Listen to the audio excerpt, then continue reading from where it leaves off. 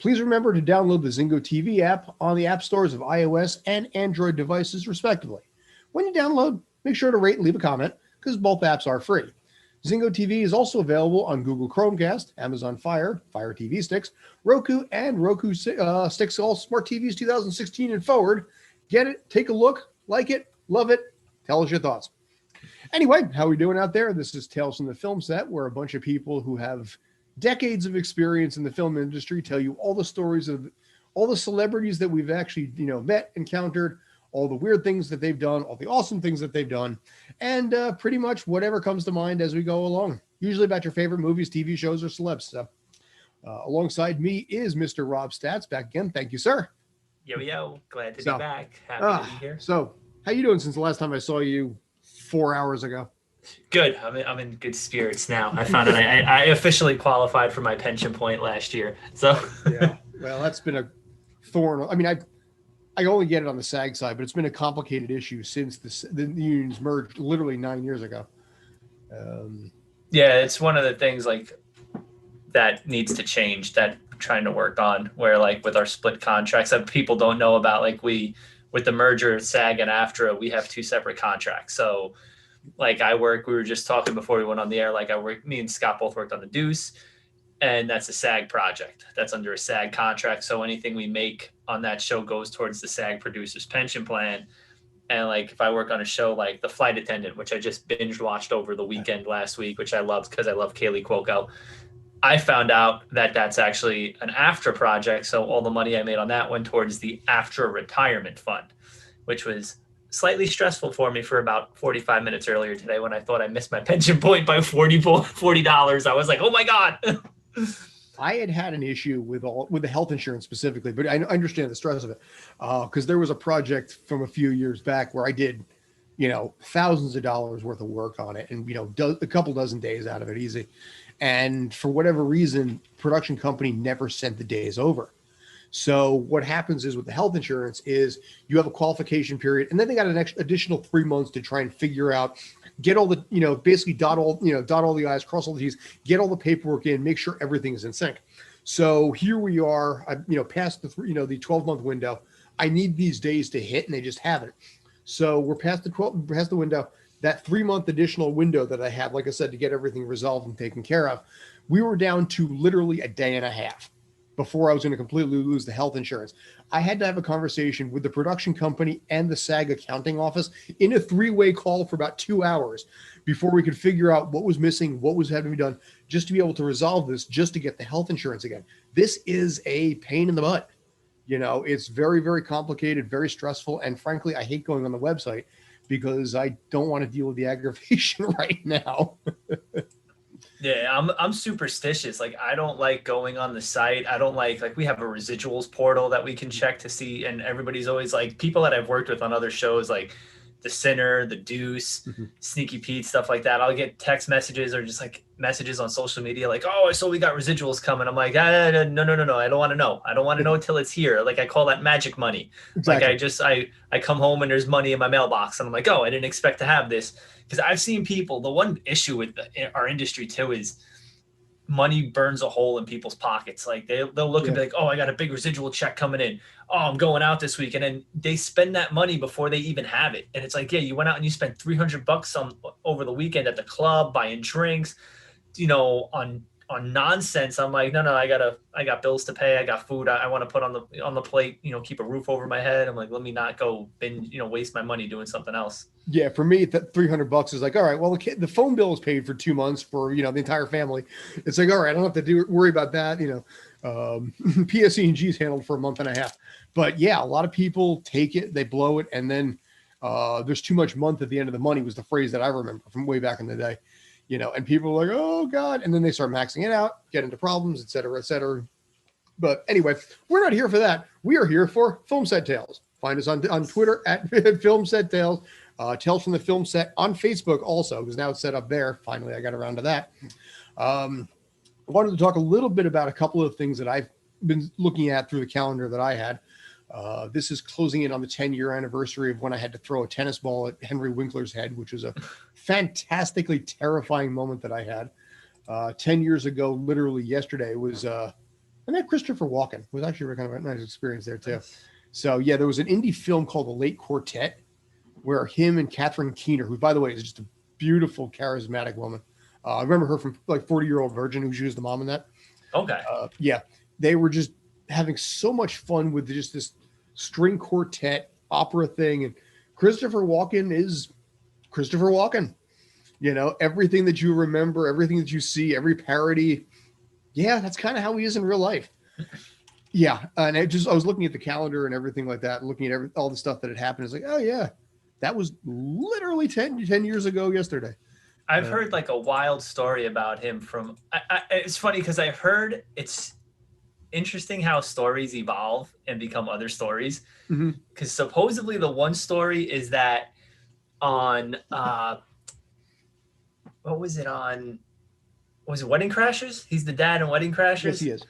That, I think I know where you're going with this, but go ahead. That he was shooting a scene and he was like, he somehow just walked into the water in full wardrobe and was like up to his eyes in water and was like, I'm an alligator. Yeah. I'm an alligator. And this story somehow evolved into someone, there was a God's Behaving Badly that he was in, filmed in New York. Somehow later on, this story became like they couldn't find him on God's Behaving Badly. The PA went up to his room, like his holding area or whatever, hotel room, knocked on the door, and he was in the shower in full wardrobe, like, I'm an alligator. And I'm like, I've heard this story before. Wait, I'm like, this is like two different stories. I'm like, wait, this is from like Wedding Crashers, and he was in the water, and it makes more sense because he was in the water up to his eyeballs. I do know. I mean, I remember Bradley Cooper. That was Wedding Crashers was more or less his first movie, prior to Hangover. And there was a scene in there where it's a big wedding, dance number and all this kind of stuff. And it's his first day on set. It's Christopher Walken's first day. And Bradley Cooper is very, very nervous here. He's terrified because this is a bit, this is, like I said, his start. It's Christopher Walken, decades of experience, Pulp Fiction, all the stuff that he's done over the years. And Walken is just doing this dance scene with his wife, played by Jane Seymour, and just going, fought. And he just kept saying fart the entire time. Just to this entire thing, he just kept saying fart. And I don't know. People were just looking at him. It's like, well, you're Christopher Walken, so I'm not going to say anything. But it's one of those things that I just got to wonder what the BG must have been thinking on that. I mean, I've seen Eric Roberts make trumpet noise sounds between takes, but I've never actually seen like somebody just randomly say the word fart. Funny word, mind you, but that was actually the story I thought you were going to go with there. Well, there's so many great Chris Walken stories. Like it's Tom Papa who does like an amazing. No, not Tom Papa. Oh my God, it's the other comedian who does Alan Arkin so great. He does great impressions, but he was telling this story like one night he's at a party at somebody's house in LA and he sees Walken, and Walken's just looking around. And he's like, what are you doing? He's like, oh, I'm just here hanging. I don't know where my friends went. And he's like, somebody brought Walken to a party and then just left him there. So he's walking to it. He goes, come on, Chris, I'll give you a ride home. And he's walking to his car. And he said at the time he had just got one of the fancy remote start cars. So they're walking to the car and he pulls it out and like, doop, doop, hits the button. The car starts and Walken jumps back. He's like, your car, it's talking to me. And he's like, okay, yeah, just get in. I'll drive you home. He's like, and he's just, oh man, I'm trying to remember who it is. It's, he's in, because he does Nicholson and everything too. He was in, because I think he was in A Few Good Men with Jack Nicholson. Cool. I'm going to try to look it up. Tom Cruise was, Kiefer Sutherland was that. Are you talking one of the Marines that was killed or something? No, he's an older guy. He's a comedian. He does. I can't remember his name because I just saw Tom Papa stuff online. That's why I have Tom Papa on the brain, and I'm gonna be like, oh yeah, it's this guy. Oh, Kevin Pollak. Kevin Pollak. Oh yeah. Okay, that I've seen. Pollak. Yeah, Kevin Pollak. He does a ton of impressions too. He's very good at it. Yeah. That's why I was like, because I was like, why am I getting the two of them confused? And I'm like, because I was just looking at something about Tom Papa on Twitter before we went on the air. I've watched him on like Conan and places like that where he just goes off on whatever voice he wants to do. But yeah, I cannot believe that I forgot Kevin Pollak in there because obviously Usual Suspects, Grumpy Old Men, Grumpier Old Men, the whole 9 yards, which actually was a surprise hit, and then they made the unnecessary sequel, The Whole 10 Yards. Bruce Willis played a hitman. That was actually clever idea, the first one, but There's a great from when Alan Arkin was on the Larry King show, and Kevin Pollak had the direct call-in line number, and he does like the greatest impression of Alan Arkin. Like he's had people convinced that Alan Arkin called there. How like Paul Reiser thought he called his house one time, that Alan Arkin called his house and invited him to his cabin for a weekend. And it was like Alan Arkin would call up Kevin Pollak and be like, "You have to stop. Like I'm now hosting Paul Reiser and his family next weekend at my cabin. I didn't plan on having company, but now I am." But he calls up the Larry King show and he's like, "Larry, it's Alan. What the hell is going on?" And Alan Arkin is on the air on the show and he's like, "Oh God." He's like, "Kevin, I want my soul back." And Larry King is like, what? It's like the Spider-Man meme of like, you like looking at, he's like, "Next caller." And the control room just left Kevin Pollak on the air. And so he just, "Larry, I'm still here." And he's like, "New Mexico, you're on." And he's like, "Still me." You know what's funny? We talked about a couple weeks ago that I just, we kind of, I don't know if you went over it with Jasmine when I wasn't here. We were talking about like the firearms on set. Oh God, I never did do that story. And because I just looked this up, because there was a story. Did you ever hear about the actor from New Jersey, Carlo Balerio? I recognize the name. Was that the guy that there was no permits or something? Yes. So anybody who doesn't know like the importance of having a gun permit, like when you're shooting a scene, whether even if it's a prop gun. That guy got the short end of the stick on that too. Yeah, I just because he ended up, this guy Carlo Balerio, who I actually knew. I knew him before everything had happened. He started when I started in the industry as a stand-up comic. I met him. We used to do some shows together, and he was did a bunch of like small shows with them on weekends and everything. And I saw that he got busted, and he got busted in like Woodbridge for driving. They were filming this scene, and he plays like a gangster, like a kind of like a goon, and he's driving through Woodbridge, and he's got his arm out the window with like an airsoft gun, and he's like shooting. He's supposed to be chasing this kid down the street, and he's like shooting at him. And somebody calls the cops, and they're like, "Yo, there's a guy with a gun." And like Woodbridge police rolled up.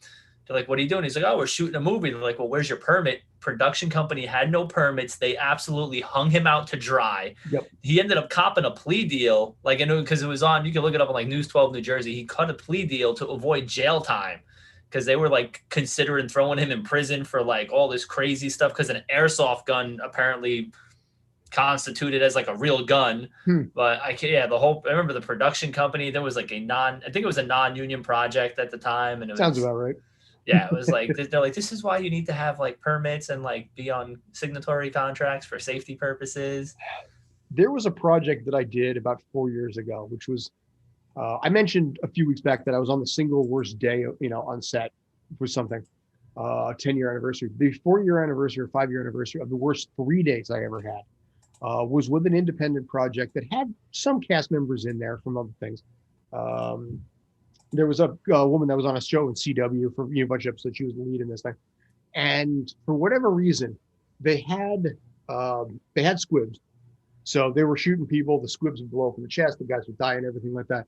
There was no stunt person on that. So they had this. By the way, as a SAG project, I'm just going to put that out there.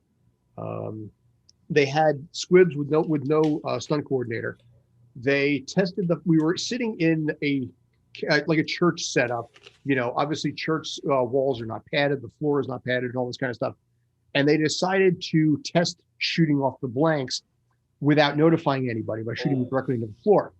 So they just went and just put it right down and just fired it, told nobody about it. This thing reverbs all over the place. They had a firearms, a firearms tech. I forget what the term is in this case. They didn't have a stunt coordinator, but they had the firearm safety guy. He was livid on this. It's the fact that PA just decided to fire it. Nobody notified the sound department. That's the worst. But no, what the worst is they had given one of the cast members who was kind of, shall we say, involved with the producer. If you get my drift on this, they had given her a gun to fire in the scene here, and she's like, she's holding the gun. She's trying to fire it, and it's not firing. And so she starts taking the gun and pointing it at various people. It's like, can you tell me what's wrong with the gun? Can you tell me?" And she's pointing it at all these people who are just freaking out, myself included. She had that gun like 4 inches from my head. We don't know what the hell's going on. Yeah. It turns out she had the safety on. Fine. But the first rule of gun safety is you treat every gun as if it's loaded. You know, it doesn't matter if it's a blank or not. Blanks can still kill you. There have been many cases of people that have been killed by blanks. And this woman who, shall we say, is light. Yeah, I'm trying to be really, really polite here. She literally was pointing this gun at everybody on set, asking for help because she wasn't sure if the gun jammed or what the deal was. And she wasn't smart enough to think if the gun is jammed, it might go off at any point. That was probably the worst 3 days that I had, because that shoot also, I was bleeding on my own pants, and they cut my rate. They cut my rate on that one. Well, after I got there in a bait and switch. Yeah, that's like the scariest things when you give, especially like when, no offense to background people, but it's always like some background performer who's like, yo, I'm like, put the gun down. Tom Selleck will fire you for that. Yeah. Like, it's like, there was a great story on Blind Spot. I remember I was working this was the first season. So Sullivan Stapleton had this, like, his character, he was very particular too about guns on set. Like when they filmed in the FBI office, like there were no guns. Like he didn't want props to give anybody guns. Like he's like, there's no need to have them here. He was very particular about it. We were filming up on Pier 88 on the west side, right on the Hudson River. Okay. And the AD was an AD from Person of Interest, which ironically there was also another great gun story about that not having a permit. So I'll tell you the Person of Interest story. There's one day where Jim Caviezel and Sarah Shahi are going into this bar in the episode to go take care, to go confront some hooligans, some goons, whatever. And they're shooting a scene where they walk into the bar, they pull their guns out and they walk into the bar. Somebody doesn't realize that there's an entire film crew there, just sees a guy and a girl pull the guns out and walk into a bar and calls 911. Mm-hmm. So the cops show up and they're like, what are you guys doing? They're like, oh, we're filming. And they're like, oh, somebody called up and said there was like a robbery going on. And they're like, no, it's just us. And the cop goes, well, where's TCD? Where's your permit? They didn't have one. To save money, they skimped on the permit. They get shut down. They had to go into the studio on the fly and shoot other scenes that involve, like with the cast that they had that day, because they got shut down on location. So the same AD doesn't get a permit, but now knows like I can't have a certain guns on set. I have to have like a prop gun, because we're on Pier 88. We're not in public. We're on private property, so it's technically a closed set. But you can't have the gun. Like you have to have the resin, the whatever. And Sullivan's like, and he's Australian for anybody who doesn't know. He's like, mate, this ain't my gun. And the prop guy goes, talk to the AD. They don't have a permit. And he's like, what? He's like, yeah. And we're literally on the pier. We're like 20 feet from the water. We're sitting there. I'm playing NYPD. It's me, my buddy Mikey Maggs, a couple other like the usual suspects who played, NYPD for background. And we're standing there watching this. And I'm like, how far do you think he's going to throw him when he throws him into the water? Because he was literally looking at him like, where's my gun? Mm-hmm. I always have my gun. We're outside. I need my gun. Like I can't have another gun. It's going to look stupid. And he's like, oh, I'm trying. So they ended up working something out with the TCD, the cops that cover our set. And they were able to get his gun, but I was like, I hope he doesn't get his gun, because I really want to see him throw him. He was going to throw him in the Hudson River. Like we were convinced, we were taking bets. I'm like, if he doesn't get the gun, he's going in the river. Like this is going to happen. But yeah, I'm notorious when I'm doing stunts, like on POI, the prop guy would be like, he'd call me Itchy or Scratchy, because I would be standing there and you would just hear click, click, click, click, click, click, click, click, click. And he's like, what are you doing? I'm like, I'm patiently waiting to shoot this scene. I'm waiting to get beat up. And I would just be me flicking the hammer on like the prop gun. And he's like, please don't break the hammer. I'm like, okay. I remember for Gotham one day, it was episode 4, season 2. They had to do a drive-by shooting. So the Bronx courthouse. I'm sure you've been there God knows how many times. They had the Bronx courthouse. They were shooting real blanks in this particular case. They got the permits. Everything was 100% legal. The only problem is the neighborhood was not really told about it.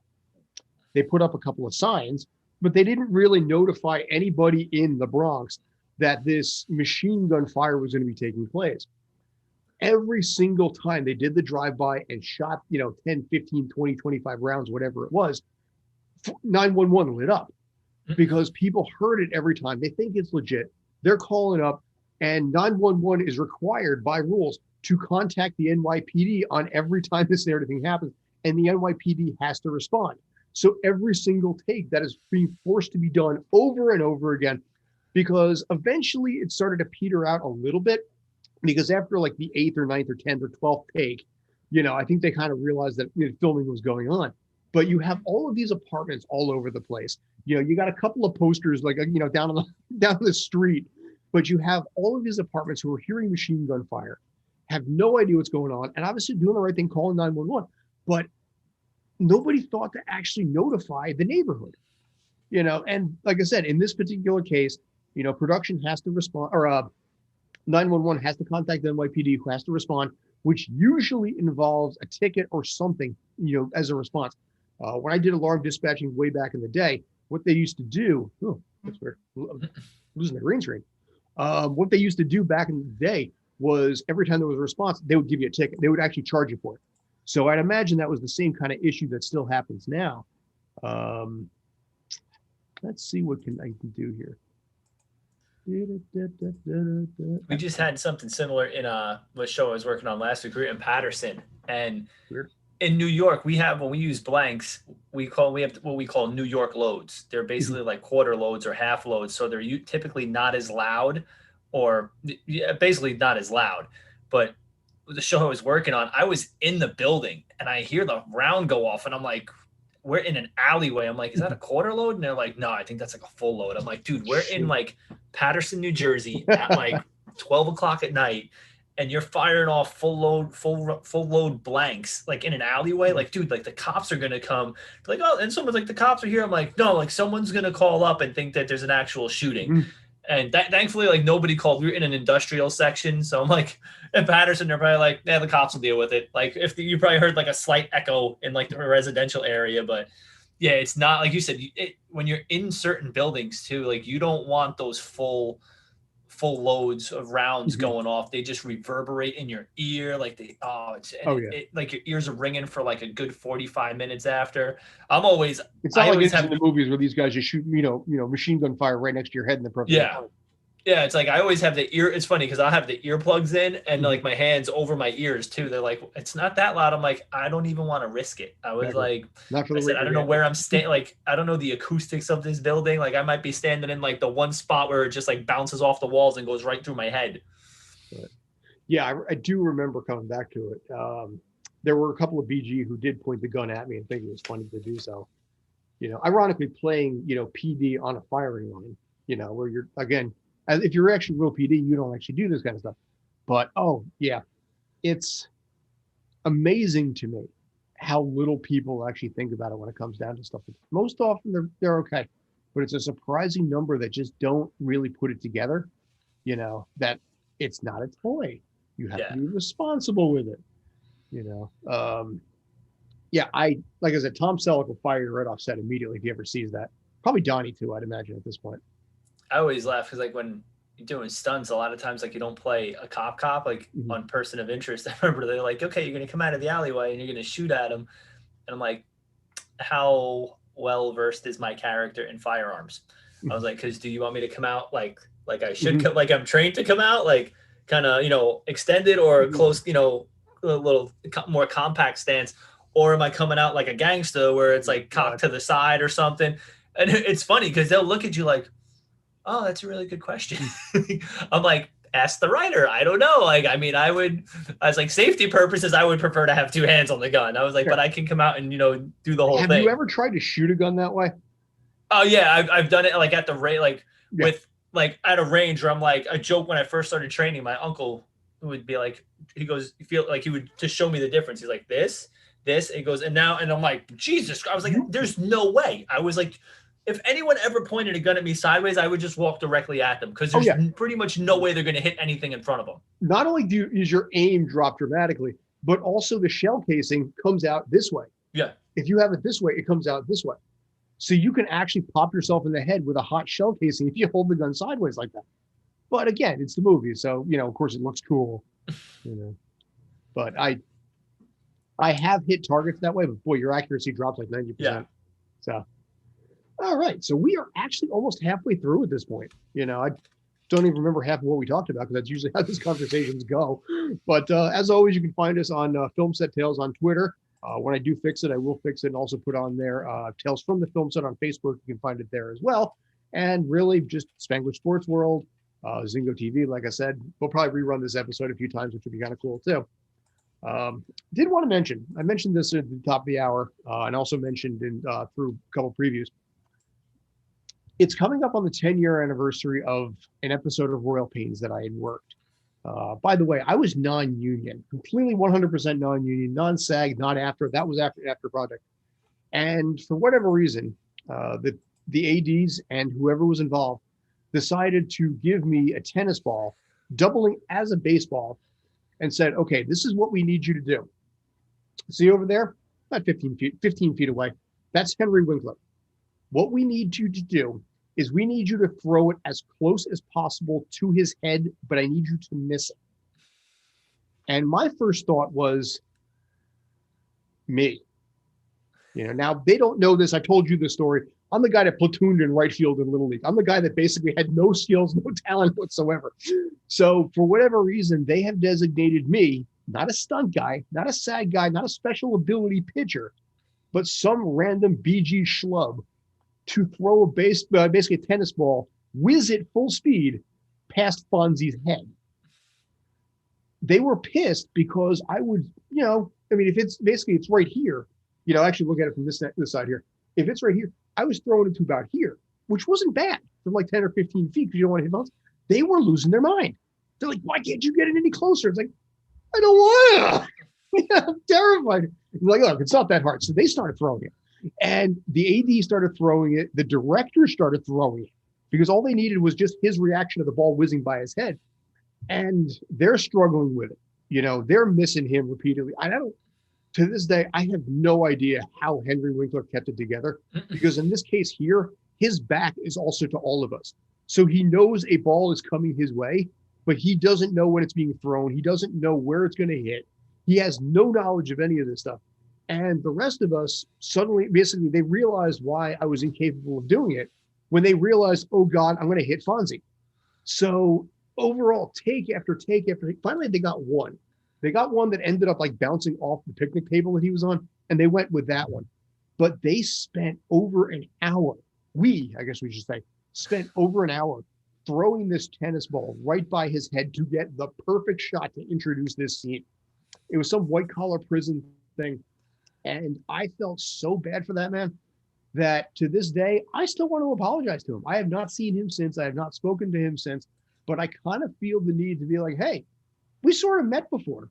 I had to throw a tennis ball by your head. You remember that guy? Sorry about that. Why a non-union background guy getting paid like $85? I told my parents later, it's like I threw a tennis ball by Fonzie. They're like, yeah, cool. Hey. Exactly. That's Fonzie. That's Barry Zuckerhorn from Arrested Development.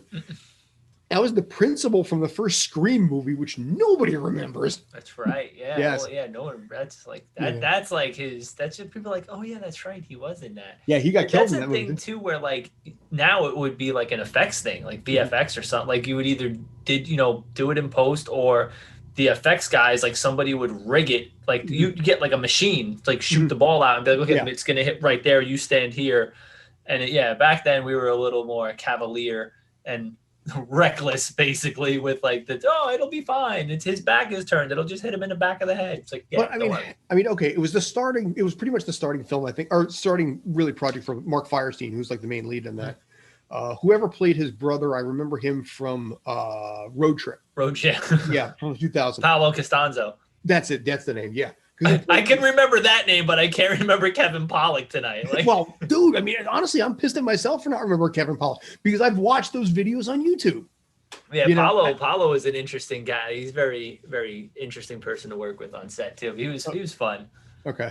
Interesting fun or interesting weird or interesting? A little bit of both. Like he's one of the, a very unique method to how he does things. Like he's a unique personality. It was never like the times I was on set, like he was never bad. It was just like, well, okay, like that's, and then they'd be like, that's his way. Like he had a very unique sense of humor. I think like certain things he felt like it wasn't offensive or anything. He would just like, he'd laugh at some things and you're like, I don't know, that was not that funny. Like, but I have to laugh anyway. Yeah. Yeah. Cause you're number 2 on the call sheet. I have to laugh, I know that's the weird thing when you have somebody like that you're down here, they're way, way, way up here where you're like, they make a joke, you have to laugh.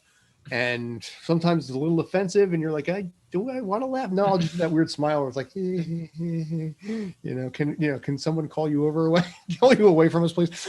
But I mean, Royal Pains was always kind of a weird, quirky shoot. Ed Asner was on that for a while too, playing Henry Winkler's father. Go figure, for God's sakes. But it was a fun group. That was, I think, in 8 years that show ran. By the end, they pretty much had it all together too, but it took a little while to get it going. But that survived the writer's strike. I think it started after the writer's strike. Was it? I remember we had a weird layoff. Like there was a weird break one year. There was 07 had the writer's strike. But that show had like a really long hiatus one year for some reason. But then like the next year they like made up for it and they just like everything got packed in. I was like, okay, we're just making up for I think they were doing other projects or something. And they like, by the time everybody got back, they're like, okay, let's go. Like we're knocking it all out at one shot. So it's kind of like now. I mean, they're backloaded on so many stories that they have and so many things to write. I mean, even with the COVID shutdown, these guys were doing, Zoom meetings and doing all these group get-togethers, probably hammering out scripts. I mean, now even what they're doing is all the script reads are usually virtual. Yeah. So I've learned that, by the way, from all the COVID videos that I've been watching. I did another one today, which for about 25 minutes, which felt like an hour. Because every one of them they all have their own rules and regulations. It's all run by lawyers and everything like that. I get it. You got to do what you got to do. But every single one of them talks about the importance of doing virtual script reading and not doing a script read in person. And I'm thinking, fine, I'll remember that if I never actually get the chance to do so.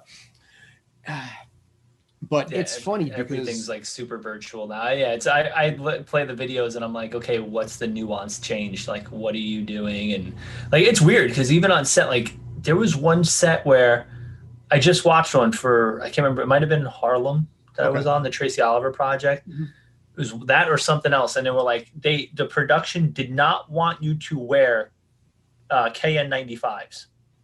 FBI is the same way. That's probably what it was. It might have been Most Wanted. I had to rewatch it for like Most Wanted. It was like, because it was the second time I had watched it, and I was the one like, I did today was boring as heck. And it's like, don't wear KN95s. They're reserved for first responders and medical staff. That's why they don't want you to wear them. But I'm like, if I show up with a KN95, you're not like, you're going to tell somebody not to wear it when that's the safest. FBI did.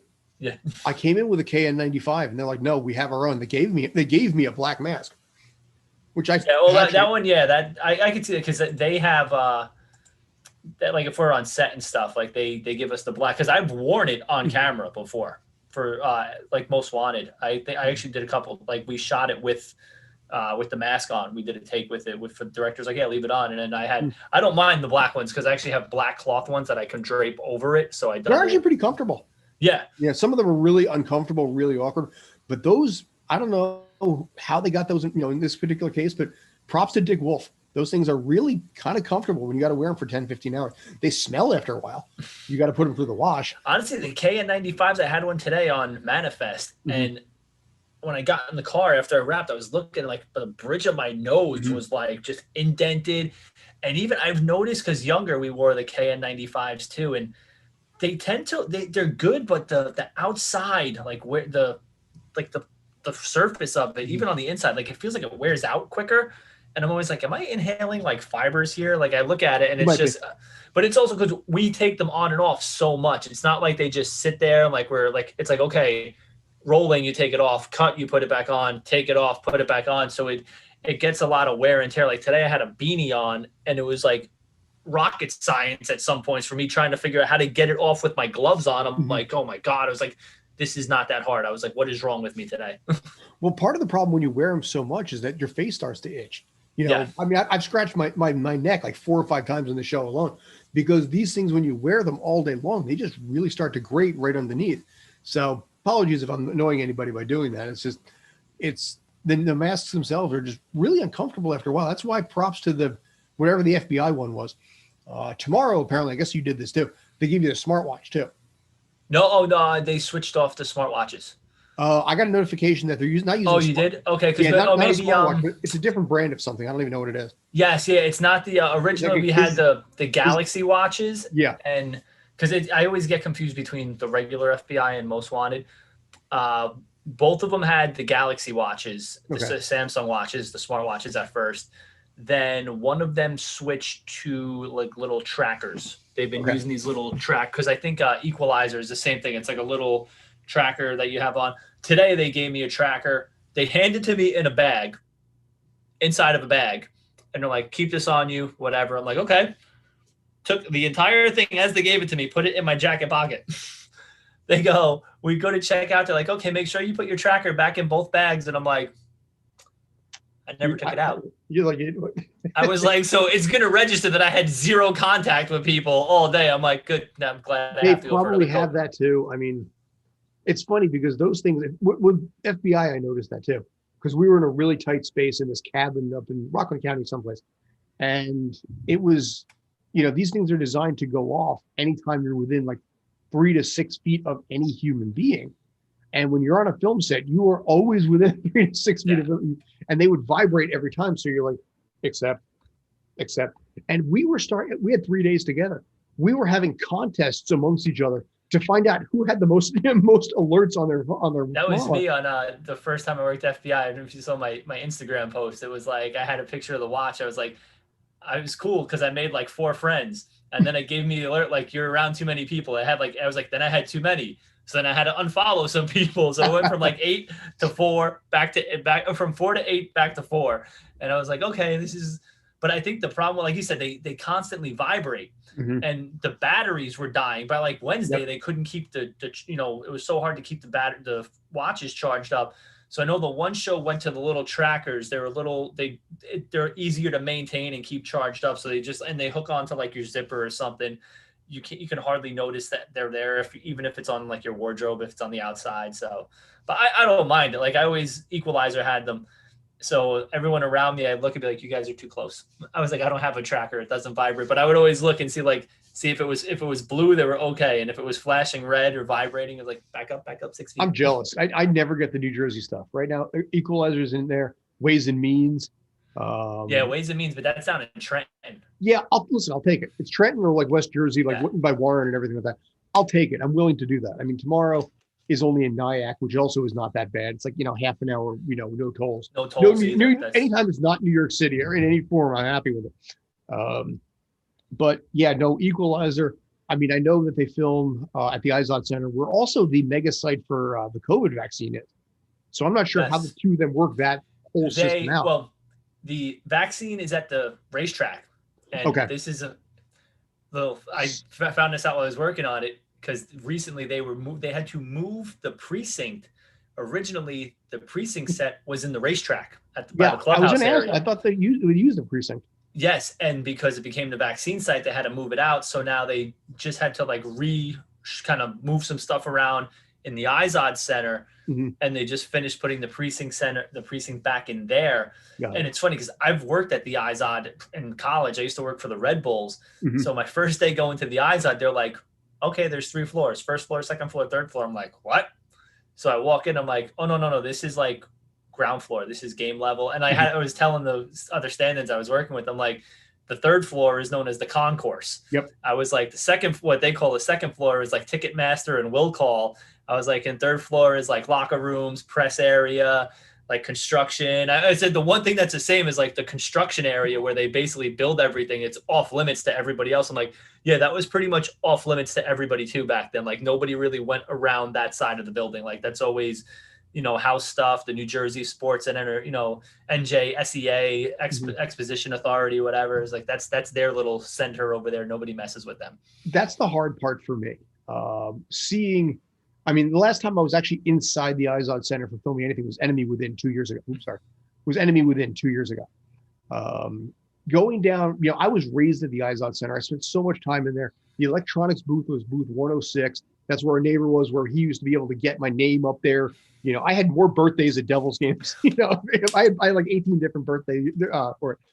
To go there and see like a bathroom set, where the ice used to be is weird because you look at this entire film set. You got a bedroom, a bathroom, you have the precinct. You turn around and you see nothing but stands, and that's such a weird feeling to know how long you spent, at this arena for the Devils, all the tractor pulls that they used to have, all this kind of stuff, and now it's like, well, there's a dinette set over there.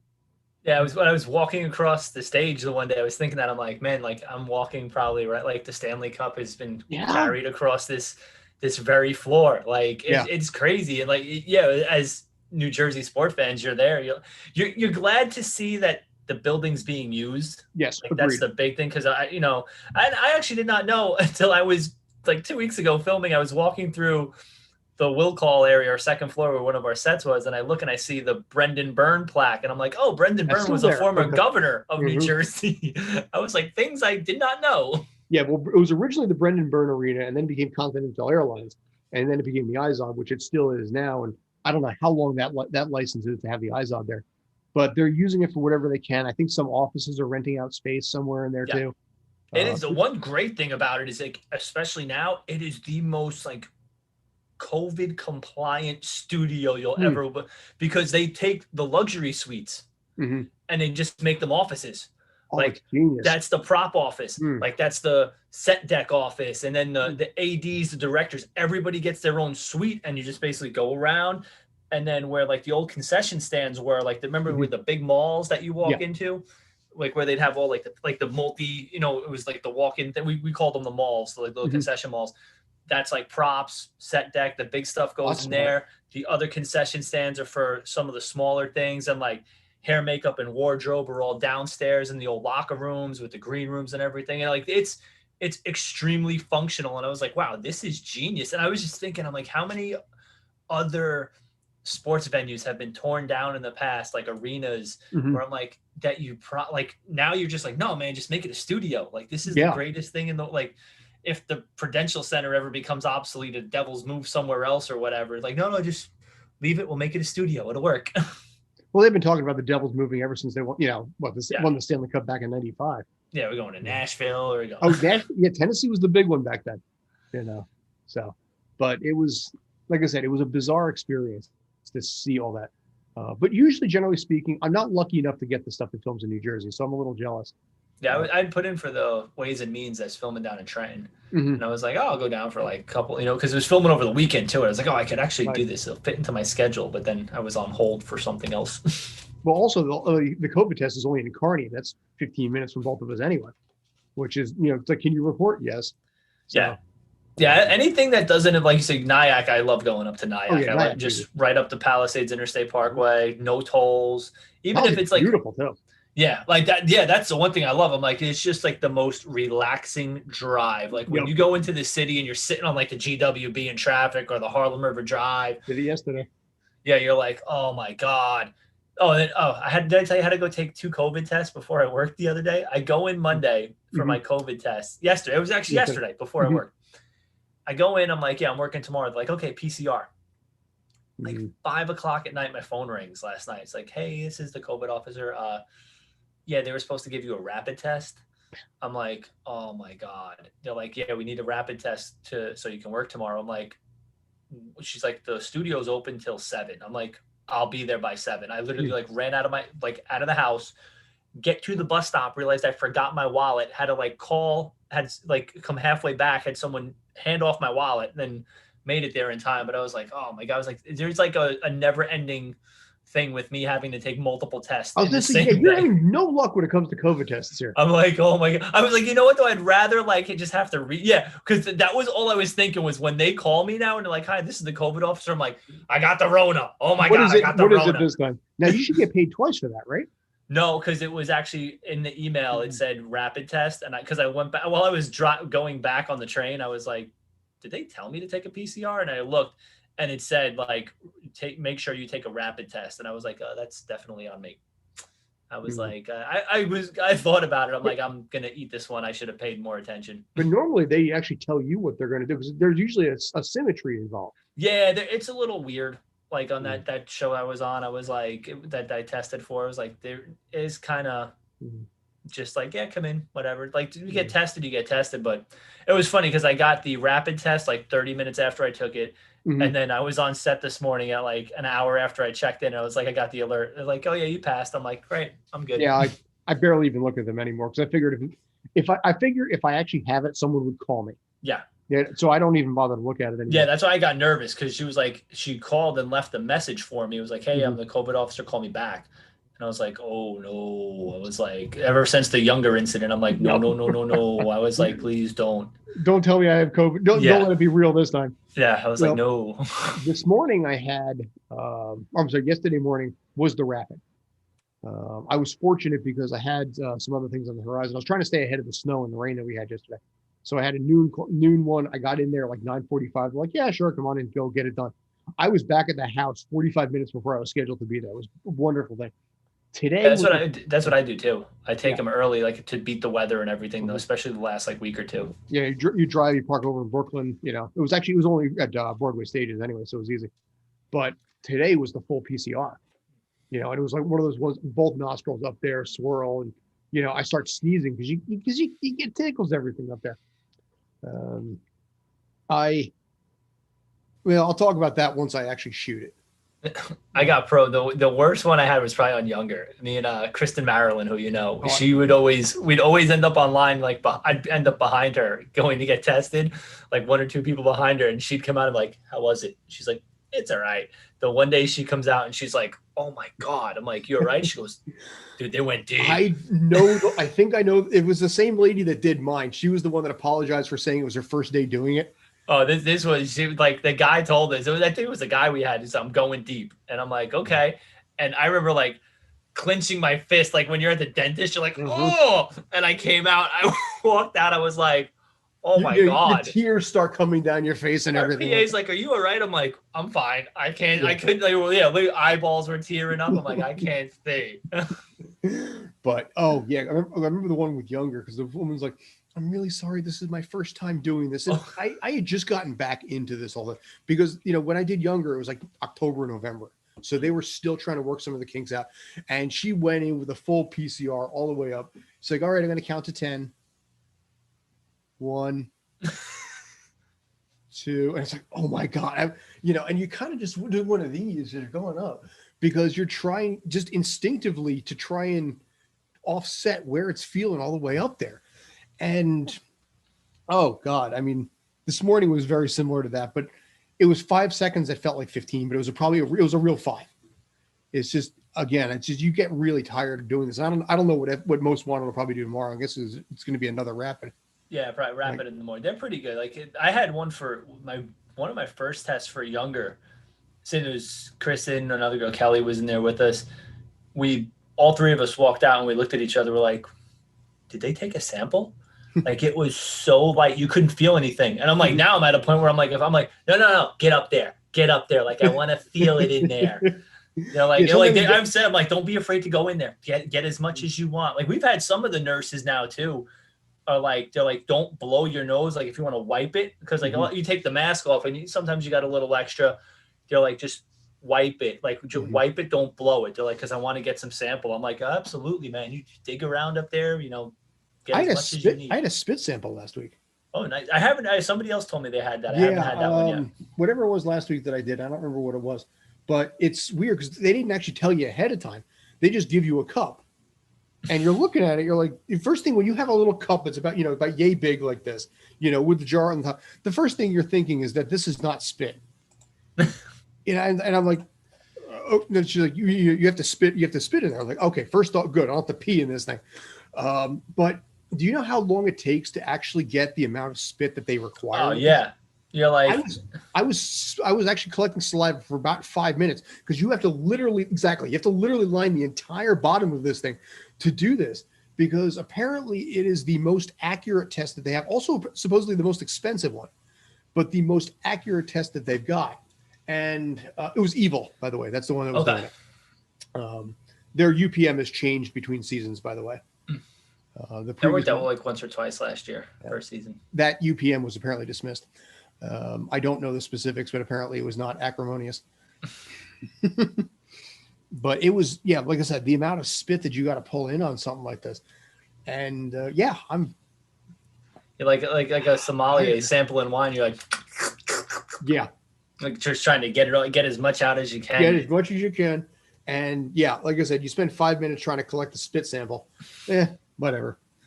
I worked with somebody today who was like, "Yeah, I got antibodies," and I'm like, "Keep your mask on." It doesn't mean you get to like, oh, I'm like, no, you keep. You know, it's funny. On. Every single week we end up just doubling back to the COVID thing. I'm trying to avoid doing COVID conversations, and yet instinctively it goes back to that anyway. It's every week there's like a new story. You're like, what happened this week in the world? You're like, oh man. Well, I had one for a project that I'm going to be doing either Thursday or Friday, also in New Jersey, by the way. Nice. They told me either Wayne or Madison, which is nice. I'll talk more about that probably next week once it's done. Wayne is like right by you, right? That's close. Oh yeah, well yeah, one's 15, one's a half an hour. Nice. So either way, I don't even care because again, it's not New York City. But again, yeah, I had to be there 8 o'clock in the morning because I had to coordinate it with all of this. If you include this as a Zoom call, I had 4 Zoom calls today. So they coordinated. It's like, okay, if he gets in at 8, we can get him in, we can get him done. He can get back to his house by 10 o'clock for his first one. I give them a lot of credit. Thank you, Hungry Man Productions, by the way, for working with me on that one. But oh yeah, next week. I swear to God, we're not going to talk COVID tests. Like I said, for like 4 weeks in a row, I've been doing nothing but talking about that.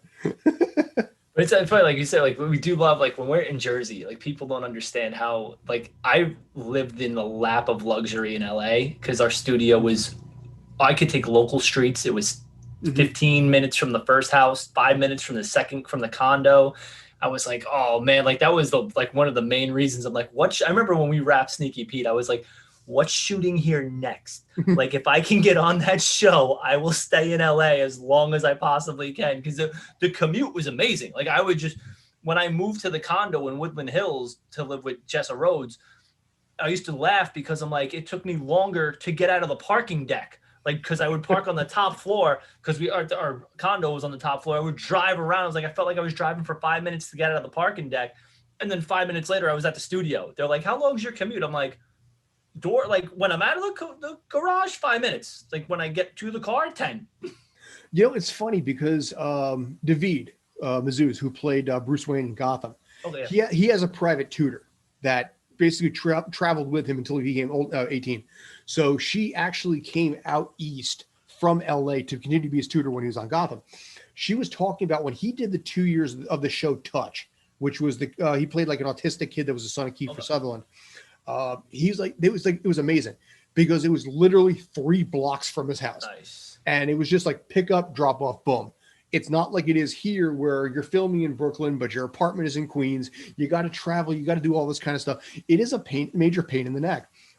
Also, in this case, when you're dealing with New York versus LA or California in general, you see the weather, and the snow and everything like that. And I don't know. I think there's just something nice about being able to know that you can go to the beach and play volleyball in your shorts in the dead of winter. That I think just makes California a little nicer than New York. I'll say it does get chilly out there. Like that's the one thing. It's hoodie weather though. Like even when I first started going out there just to visit, I was like, oh, it's LA. And I remember my friends being like, bring a hoodie. I'm like, no, I'm fine. Like the first night I'm like, oh my God, it's like, especially in the valley, like it gets cold. But I would always have in the car, like either one of my 2 hoodies, throw it in my bag. So if we were filming we'd film at this mansion in Chatsworth for the 3rd season and just throw the hoodie on and just sit there, watch the monitor, then drop, switch it out. Because at my color cover, they're like, does that keep you warm? I'm like, not as much as the hoodie. Like the hoodie definitely does a better job. But it could be worse. It could be New York. Yeah. Well, you said in 3 blocks from the studio in LA is basically like base camp to set in New York. Like your base camp is like 5 blocks away or something. You're like, oh, it's a 5-minute drive. Yeah. Sometimes it's a mile and a half, 2, 3, 4 miles even. Yeah, there was a day in LA the house was right by the Van Nuys Airport and we were filming in the Van Nuys Airport. And when I got to set, they're like, did you walk here? Like everybody was like, because you like knew how close I was. I'm like, it's 97 degrees out. I started the car from inside the house and I made sure I left the air conditioning on when I parked last night. So like, I sat there for 5 minutes and was like, now I'll go get in the car because it's too hot.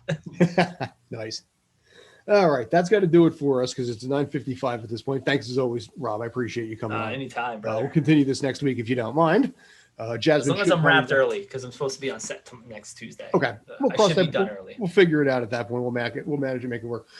As always, this is available on Zingo TV channel 250 and 251, Spanglish World Networks. Check out SpanglishWorld.com for all of these shows, plus all the information you ever need when it comes to sports, news, entertainment. It's all there.